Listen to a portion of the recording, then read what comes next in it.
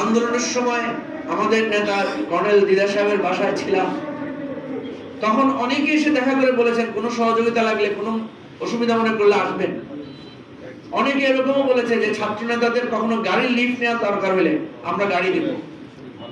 আমার একজন বন্ধু আছেন যিনি তার 3টা গাড়ি বিভিন্ন ভাবে তিনি ডেডিকেটেড করেছেন, বাসা ডেডিকেটেড করেছেন। বলেন এই আন্দোলনের কারো অবদান আমরা কি বলে শেষ করতে পারবো?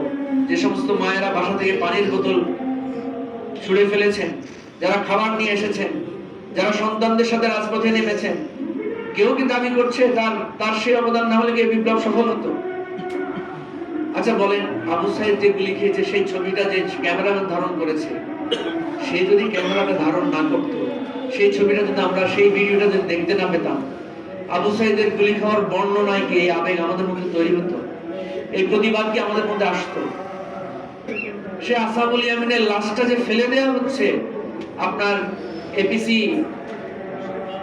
থেকে, সেই ছবিটা যে ক্যামেরাম্যান ধারণ করেছে, উনি যদি ক্যামেরায় ধারণ না করতেন, আমাদের শুধু বর্ণনায় একটা লেখা থাকতো যে আমি দেখলাম একটা গাড়ি থেকে একটা লাশ ফেলে দিয়েছে। এটা তো সারা বাংলাদেশে, সারা পৃথিবীর মানুষের কাছে এভিডেন্স থাকতো। তাহলে আপনি কি দিয়ে ওই ক্যামেরাম্যানের মানে মূল্যটাকে দিবেন? কি দিয়ে দিবেন? কিছু দেয়ার আছে আমাদের তাদের কাছে? তাহলে যারা আজকে একে অপরের কাদা ছড়াছড়ি করছে, একজন আরেকজনের বিভেদ তৈরি করছে, একজন আরেকজনকে অপমান করছে, আমি তো তাদেরকে প্রশ্ন রাখতে চাই, যারা বলছেন যে আমরা 9 দফা লিখে দিয়েছি। তো 9 দফা লিখে আপনি পড়েন নাই কেন? নাহিদের হাতে কেন দিয়েছেন? আপনি পড়ে দিতেন।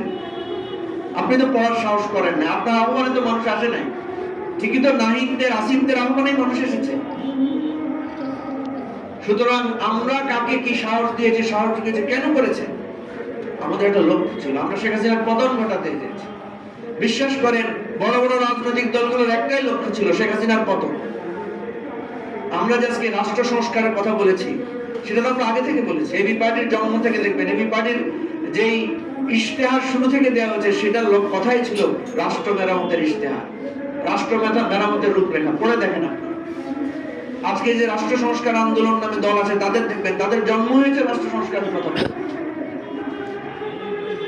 তাহলে আমরা যে দলগুলো নতুন করে যাত্রা শুরু করেছে, এটা তো আমাদের একটা চ্যালেঞ্জ ছিল। আমাদের কিশোররা যে আন্দোলন করেছে, তাদের কথাই ছিল এই রাষ্ট্র মেরামত করতে হবে। তারা বলেছিল, কি বলেন, বলে নাই? সেজন্য আমার অনুরোধ থাকবে, আমরা যে বিভেদ দেখতে পাচ্ছি, আমরা এটাতে খুবই শঙ্কিত। আমাদের অনুরোধ হচ্ছে, কালকে 111-এর পদধ্বনি শুনতে পাচ্ছে।